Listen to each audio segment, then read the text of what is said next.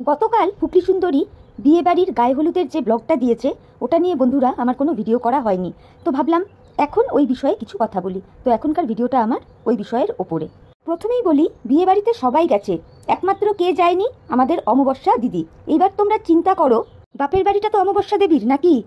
সেই জায়গায় দেখতে পেলাম আমাদের ফুকলি সুন্দরী গিয়েছে, ফুকলি সুন্দরীর দাদা বৌদি গিয়েছে, ফুকলি সুন্দরীর নাচুনি ঠাকুমা গিয়েছে, এমনকি ফুকলি সুন্দরীর বাবাকেও দেখতে পেয়েছি গিয়েছে। সেই জায়গায় অমাবস্যা দিদি নেই কেন? জানতে চাইলে এটাই বলা হচ্ছে যে বিয়ে যেদিন তার পরের দিন অমাবস্যা দিদি নাকি এসে পৌঁছবেন। তা বিয়ের দিনই তো মানুষ যায় নাকি? আশ্চর্য না? এবার অনেকেই তোমরা বলতে পারো যে ফুকলি সুন্দরীর বাপের বাড়িটা খালি রেখে চলে আসবে, সেই জন্যই হয়তো অমাবস্যা দিদি বাড়ি পাহারা দিচ্ছে। এটা কি কোনো একটা যুক্তিসম্মত কথা হলো? এইরকম বিয়ে বাড়ি পড়লে আমরা তখন কি করি? বাড়িতে চাবি চাপলা দিয়ে ভালোভাবে একদম সেফটি সিকিউরিটি দেখে নিয়ে আমরা বেরিয়ে যাই, তাই তো করি নাকি?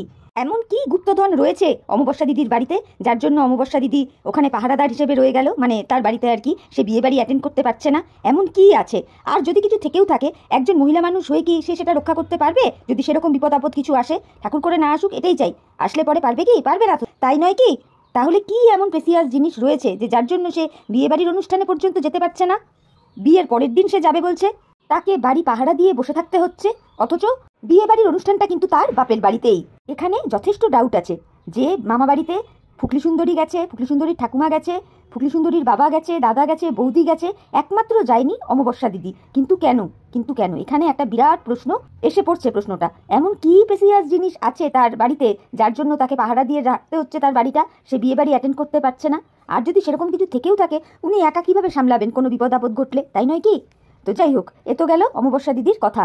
এবার বলবো ফুকলি সুন্দরীর ব্লগ নিয়ে। ওভারঅল ফুকলি সুন্দরীর পুরো ব্লগটা দেখে মনে হয়েছে ছ্যাবলামিতে ভরা একখানা ব্লগ। যেই ধরনের নাচন কোদন দেখলাম ওর ব্লগে, জাস্ট ছাপড়ি ড্যান্স বলে মনে হচ্ছিল। দেখো বন্ধুরা, আমরাও আমাদের বাড়িতে বিয়ে থার অনুষ্ঠান হলে নাচানাচি করি, কিন্তু তার না একটা আলাদা লেভেল থাকে, কিন্তু ওরা যেই রকম করছিল জাস্ট ছাপড়ি ড্যান্স লাগছিল আমার দৃষ্টিভঙ্গিতে। যেটা মনে হয়েছে আমি সেটাই বললাম। তো এর থেকে কি বোঝা যায়, বা তোমরা এটা আশা করি বুঝতেই পেরে গেছো, ওদের মধ্যে কিন্তু কোনো সোবারনেস ব্যাপারটা নেই। একটা লাউডলি চিৎকার করে কথা বলা, লাউডলি বলা, জোরে জোরে হ্যাঁ হ্যাঁ হি হি করা, মানে একটা জাতা জঘন্য, মানে একটা কি একটা অদ্ভুত ধরনের, যেন ওই যে কি বলবো, ওই যে রাস্তাঘাটে আমরা যেরকম বকাটে ছেলে মেয়েদের দেখতে পাই না, ঠিক ওই রকম স্টাইল ওদের নাচ গান কথাবার্তা চাল চলনটা ঠিক ওই রকম আর কি। মানে 420 লাগছিল। সত্যি কথা আমি মুখের পরেই বলে দিলাম, অ্যাকচুয়ালি ওদের কালচারটাই এরকম। সেটা কোনো পুজো পার্বণে নাচ গানই হোক আর বিয়ে বাড়ির নাচাগানাই হোক, ওদের নাচ করার ধরন ধারণটাই এই রকম। সেটা আর বুঝতে আমাদের কারোরই বাকি নেই। আর তোমরা তো বুঝতেই পেরেছ, আর আশা করি আমি কথাটা ভুল বললাম না। আর ফুকলি সুন্দরীর বৌদি, উরে বাপ রে বাপ, যেইভাবে নাচন কুদন করছিল, আমি তো ভাবলাম শরীর থেকে বুঝি এখন সবকটা হাড়গোড় খুলে মাটিতে পড়ে যাবে, কলকবজাই না খুলে যায়। বাপ রে বাপ। কিন্তু সেখানে ফুকলি সুন্দরীকে তোমরা কি দেখলে বন্ধুরা? ও কিন্তু সেপারেটেড, কিন্তু এখনো বিবাহিত। তো ও শাখা সিঁদুর পরে না, যদিও ও এর আগে বলেছিল, অনেক দিন আগে ওর ভিডিওতে, যখন ও মিত্রবাবুদের বাড়ি থেকে চলে আসে, ও নিজের মুখে বলেছিল যে এখনো তো আমার ডিভোর্স হয়নি, এই সিঁদুরটা আমি পরি আমার হাজব্যান্ডের নাম করি। আশা করি তোমাদের মনে আছে বন্ধুরা। কিন্তু ওটা ফলস কথা ছিল, বুঝতে পেরেছো তো? ফলস কথা ছিল। তখন তো অলরেডি ও ফোকলা চন্দরকে ইল্লিগালভাবে বিয়ে করেই নিয়েছে, তখন ফোকলা চন্দরের নামেও সিঁদুরটা পড়তো। কিন্তু কবে থেকে এই শাখা সিঁদুরের পার্ট তুলে দিল, যবে থেকে ফোকলা চন্দরের সাথে লাথালাথি হয়ে গেল, অমনিও চিরতরে সিঁদুর শাখার পাটটা তুলে দিয়েছিল।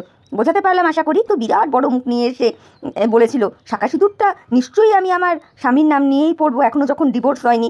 তাহলে চিন্তা করে দেখো, ডিভোর্স হয়নি, ইল্লিগালভাবে বিয়ে করে তার নামে সিঁদুর পড়ছে, অথচ ভিউয়ার্সদের কি বলে বোকা বানালো, মিথ্যাচারিতা করলো যে সে নাকি, যে তার লিগাল হাজবেন্ড তার নামেই নাকি সে সিঁদুর পড়তো। যাই হোক, এখন পর্যন্ত আইনত ও কিন্তু সদবাই, কিন্তু তারপরেও ফুকলি সুন্দরী কেন শাখা সিঁদুর পড়ছে না? কারণ ও ধরেই নিয়েছে যে মন থেকে আমি দুটো মানুষের সাথেই ডিট্যাচ, মিত্র ফ্যামিলির সাথেও এবং ফোকলা চন্দরের সাথেও, সেই জন্যই আমি আর ওইগুলো পড়বো না। এই জন্যই ফুকলি সুন্দরী শাখা সিঁদুর পড়ে না। এই সমস্ত শাখা পলা সিঁদুর এগুলো কি? এইগুলো একটা বিবাহিত মেয়ের চিহ্ন। প্রচুর শহরাঞ্চলে দেখা যায় যে অনেকেই এইগুলোকে অ্যাভয়েড করে। শাখার চল তো উঠেই গেছে, আর সিঁদুর যেটুকু পরে আমার তো মনে হয় অনুবীক্ষণ যন্ত্র দিয়ে খুঁজতে হবে, তাই না? কিন্তু এগুলো শহরাঞ্চলে চলে, কিন্তু গ্রামাঞ্চলে কিন্তু এইগুলো যথেষ্ট দেখে মানুষজন, যে কে শাখা পড়লো না, কে সিঁদুর দিল না, এইগুলো কিন্তু দেখা হয়। সেই জায়গায় ফুকলি সুন্দরীকে দেখলাম, না পড়েছে গলায় একটা হার, না পড়েছে কানে দুল, না পড়েছে হাতে চুড়ি, না দিয়েছে কপালে একটা টিপ, মানে একটা যাচ্ছে তাই, মুখটা কীরকম একটা ফ্যাকাশে লাগছে, যেন ও কত গভীর দুঃখে দুঃখিত। উরি বাপ রে বাপ, মানে সত্যি কথা বলতে কি জঘন্য লাগছিল ফুকলি সুন্দরীকে, জঘন্য থেকে জঘন্য। সবাই শাড়ি পরেছে আর ও পরেছিল মনে হয় একটা চুড়িদার টাইপসের কিছু, হ্যাঁ চুড়িদারই পরেছিল। তা কি দেখতে পেলাম, সাজগোজ করার জন্য ওর দিদির বাড়িতে গিয়েছিল, ওখান থেকে দেখলাম চুড়িদার পরে বেরোলো, আর মুখে ওর ওই একটাই কথা, এত গরমে কিছু ভালো লাগছে না।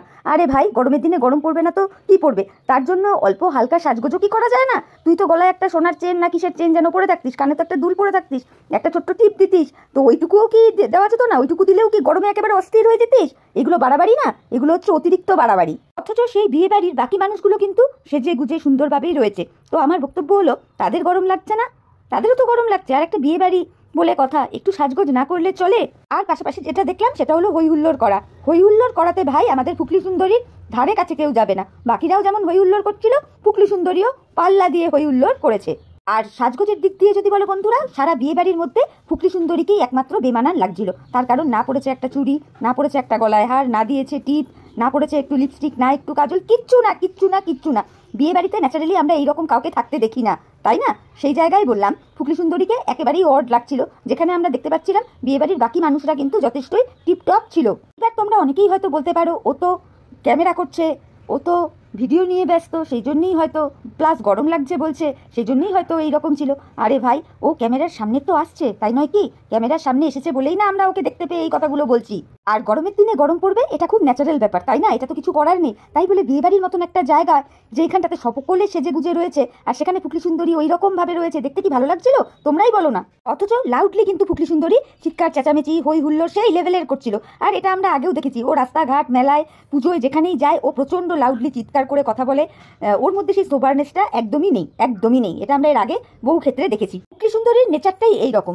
অ্যাকচুয়ালি বিষয়টা কি জানো তো, এগুলো হচ্ছে ওদের বাড়ির কালচার, ওদের কালচারটাই এই রকমের, যেখানে উচ্চস্বরে কথা বলা, হাহাহিহি করা, ছ্যাবলামি করা, উদম নাচা, এই সমস্ত জিনিসগুলো ওদের ফ্যামিলি কালচার বরাবরই হয়ে এসছে। এই ক্ষেত্রে ফুকলি সুন্দরীকে দোষ দিলে তো হবে না, ও ছোট থেকে যা দেখেছে সেগুলোই ও অ্যাডপ্ট করেছে, আর সেগুলোরই প্রতিফলন ও এখন দেখাচ্ছে আমাদেরকে, আর আমরাও দেখছি। বুঝতে পেরেছো তো? এগুলো হচ্ছে ওদের একদম মানে ফ্যামিলির কালচার। উরে বাবা, এরপরে চলে আসি ফুকলি সুন্দরীর ঠাম্মির নাচে। বলি ঠাম্মি, কপেক কপেক খেয়ে ওরম নাচানাচিটা হচ্ছিল। না বন্ধুরা, ওইসব পেক কিছু খাইনি, এটা জাস্ট আমি মজা করে বললাম। ওই যে বললাম ফ্যামিলি কালচার, সেই জায়গা থেকে তো আর ঠাম্মিও বাদ পড়ে না, তাই না? ওই জন্য ঠাম্মিও ওই রকম রুমাল উঁচিয়ে হেভি নাচন কোদন করেছে। ঠাম্মি যা নাচন দেখালো, উরি বাবা! তাহলে বুঝতে পারছো এই ঠাম্মির যখন অল্প বয়স ছিল তখন ঠাম্মি সব দিকে কিরম পারদর্শী ছিল, মানে এই নাচানাচির দিকে। বুঝতে পারছো তোমরা? উরে সর্বনাশ! তবে একটা কথা এই ক্ষেত্রে বলতেই হয়, ফুকলি সুন্দরীর ঠাম্মি যে প্রচণ্ড মস্তিবাজ হুল্লোড়বাজ একজন মানুষ, এটা কিন্তু পরিষ্কার। এরপর আমরা কি দেখতে পেলাম বন্ধুরা? উরি বাবা, হদল কুতকুতকে গো, যে কিনা এতদিন ফুকলি সুন্দরীর ক্যামেরায় সেইভাবে আসতোই না। এই কদিন আগের ভিডিওতেও দেখতে পেয়েছি যে সে চিপস খেয়েই যাচ্ছে, তার বোন ক্যামেরা করছে, একবারও ক্যামেরার দিকে ফিরেও তাকালো না। সেই হদল কুতকুতকেও দেখতে পাচ্ছি যে নাচন কোদন করছে। যাক, একটা জিনিস দেখে ভালো লেগেছে যে সে একখানা গেঞ্জি পরেছিল, এটা দেখে সত্যিই ভালো লেগেছিল। তা এখন ফুকলি সুন্দরীর ক্যামেরায় দিব্যি হি করছে, এক দুটা কথা বলছে। এর কারণ কি জানো বন্ধুরা? ওই যে ফুকলি সুন্দরী অত বড় গিফটটা দিয়েছে না সোনার, সেই গিফটের পরিবর্তেই তো সপরিবারে এসে গেলন কোটন খ্যাটন সবটা চলছে এই বাড়িতে। তাহলে এখন বোনের ক্যামেরায় একটুখানি মুখ না দেখালে হয়, একটুখানি কথাবার্তা না বললে হয় বলো তো? এগুলো না আমরা বুঝি, বুঝতে পেরেছো তো? ওই জন্যেই ফুকলি সুন্দরীর হদল কুতকুত দাদা এসে 2-4 বার হাই হ্যালো হি হা নাচন কোদন এগুলো করছিল। যাই হোক, এবার অনেকেই বলছে যে ফুকলি সুন্দরীর সঙ্গে বাড়ির সবাই সেইভাবে আচরণ ঠিকভাবে করছে না, ওর ক্যামেরায় আসছে না। এটার দুটো কারণ হতে পারে বন্ধুরা। প্রথম কারণ হচ্ছে সকলে যে ক্যামেরা ফ্রেন্ডলি হবে সেটা তো নয়, এটা 1 নম্বর কারণ। আর 2 নম্বর কারণ, ফুকলি সুন্দরী যেরম যা কেলোর কীর্তি চতুর্দিকে করে রেখেছে, তারপরে হয়তো তারা কেউ চাইছে না তার ক্যামেরায় আসতে, তাই না? আর ফুকলি সুন্দরীর মানে চিরতরের সাথী তো হয়েই গিয়েছে, সেটা হলো তার রীতা বৌদি। তাকে নিয়ে তো দিব্যি ফুকলি সুন্দরী রয়েছে, তাকে নিয়ে জুঁই ফুলের মালা রাখতে যাচ্ছে তার দিদির বাড়িতে, ঠাম্মির সাথে চা খেতে যাচ্ছে তার দিদির বাড়িতে, সাজগোজ হচ্ছে দিদির বাড়িতে। তো যেটুকু বুঝলাম যে মামা বাড়িতে লোকজন তার মানে ভর্তি, ওই জন্য সমস্ত কিছু তারা তার দিদির বাড়ির থেকে করছে। আর কি দেখতে পেলাম, একটা বড় বাস দাঁড়িয়ে আছে। বিয়ে বাড়িটা যেহেতু অনেকটা দূরে, তার মানে বাসে করেই বরযাত্রী যাবে। আর যেই গাড়িতে বর যাবে সেই গাড়িটাও দেখালো, দেখতে পেলাম বেশ সুন্দর সাজানোটা হয়েছে, এইটুকু বলতে পারি। আর এটাও বুঝলাম ফুকলি সুন্দরীর ভিডিও থেকে, বিয়ে বাড়িটা যেহেতু অনেকটাই দূরে, সুতরাং ওদের যতটা যা সাজগোজ করার সব ওখানে গিয়েই করতে হবে, সেই জন্য সব ব্যাগ গুছিয়ে নিয়েছে, তো ঠিকই আছে। যাই হোক, এরপর আমরা কি দেখতে পেলাম বন্ধুরা? দেখতে পেলাম ফুকলি সুন্দরীর বাবা এসেছে। কিন্তু ফুকলি সুন্দরীর ভিডিওতে তেমনভাবে কিন্তু ফুকলি সুন্দরীর বাবাকে দেখা গেল না। উনি ওনার শ্বশুরবাড়িতে এসেছেন, বরের সাথে কি সমস্ত যেন আলাপ আলোচনা করছিলেন, এগুলো দেখতে পেলাম, কিন্তু ফুকলি সুন্দরীর ক্যামেরাতে সেইভাবে দেখতে পেলাম না।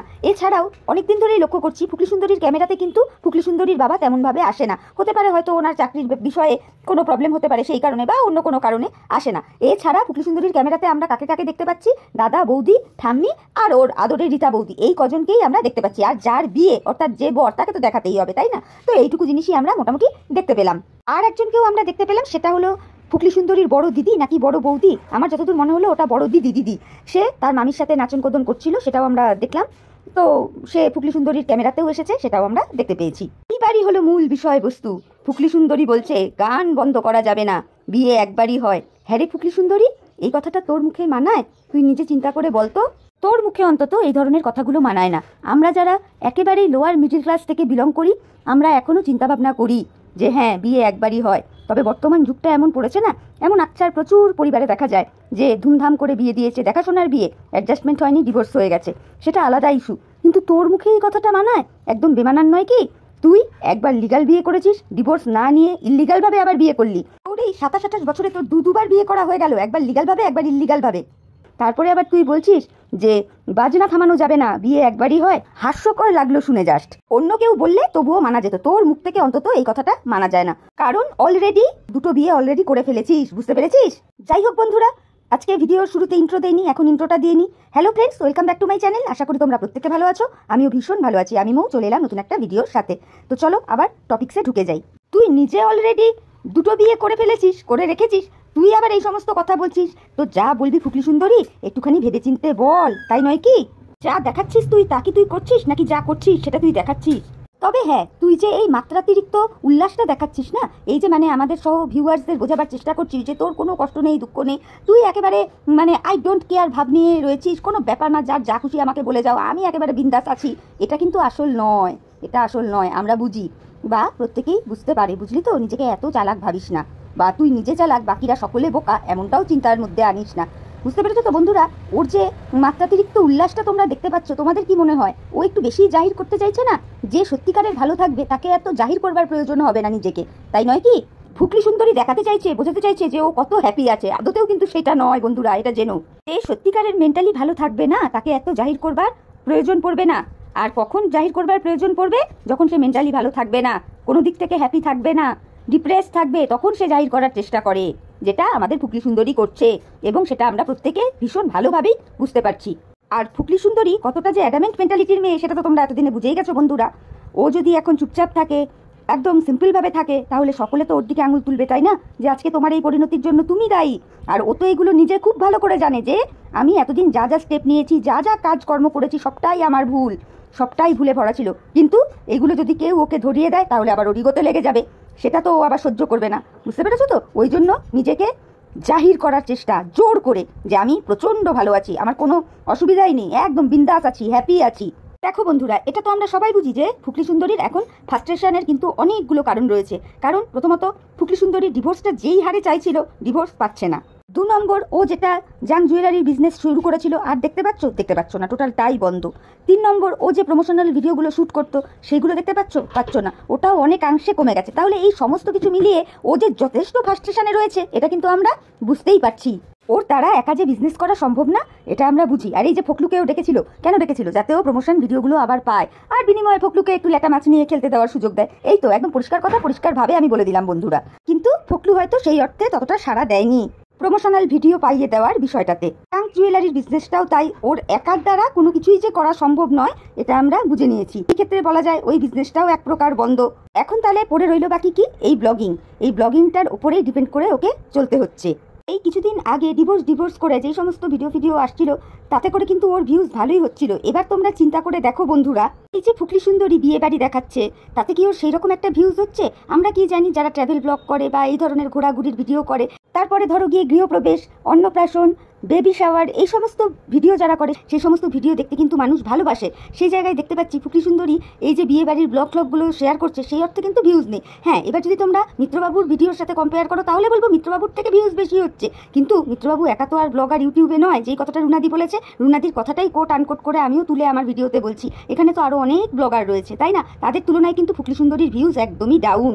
তো এই সমস্ত কিছু মিলিয়ে কিন্তু ফুকলি সুন্দরী ফ্রাস্ট্রেটেড রয়েছে। কিন্তু আমাদের সামনে কি দেখাচ্ছে যে ওর একদম আই ডোন্ট কেয়ার ভাব, ও ভীষণ ভালো আছে, ওর কোনো ব্যাপার নেই, এইরকম একটা বোঝাতে চেষ্টা করছে। কিন্তু আমরাও তো সকলে ধানের চালেরই ভাত খাই, কেউ তো আর ঘাসে মুখ দিয়ে চলি না, সুতরাং আমরাও সবটা বুঝি। ও অ্যাকচুয়ালি বিয়ে বাড়ি গেছেই এই কন্টেন্ট করবার জন্যেই, না হলে ও কী দেখাবে? ও না করে রান্নাবান্না, না কোনো কাজকর্ম, ও দেখাবেটা কি? ও বিয়ে বাড়িতে শুধুমাত্র গেছে কন্টেন্ট করবার জন্য। আর ফুকলি সুন্দরীর বাপের বাড়িতে এখন হয়ে গেছে দুজন ব্লগার, এক ফুকলি সুন্দরী, দ্বিতীয় অমাবস্যা দেবী, তাই নয় কি? তাহলে দেখাবেটা কি? এই জন্যেই এত আগে থেকে ফুকলি সুন্দরী বিয়ে বাড়িতে গিয়ে বসে রয়েছে, যাতে নতুনত্ব কিছু তার ভিডিওতে দিতে পারে। মানে সম্পূর্ণটাই তার ব্লগ, তার চ্যানেলের স্বার্থে সে বেশ কিছুদিন আগে বিয়ে বাড়িতে এসে উপস্থিত হয়েছে, আর কিচ্ছু নয়। যাই হোক, ভিডিওটা আমি আর বড় করবো না, ভিডিওটা আমি এখানেই রাখবো। তবে আমার একটাই প্রশ্ন, অমাবস্যা দেবী বাড়িতে কেন? তিনি কি পাহারা দিয়ে বসে রয়েছেন? আর দ্বিতীয় প্রশ্ন ফুকলি সুন্দরীর কাছে, যে ফুকলি সুন্দরী, সত্যিই কি তুই এই কথাটা বলতে পারিস যে বাজনা বাজাতেই থাকো, বিয়ে একবারই হয়? এই কথাটা কি তোর মুখে মানায়? মানায় না কিন্তু।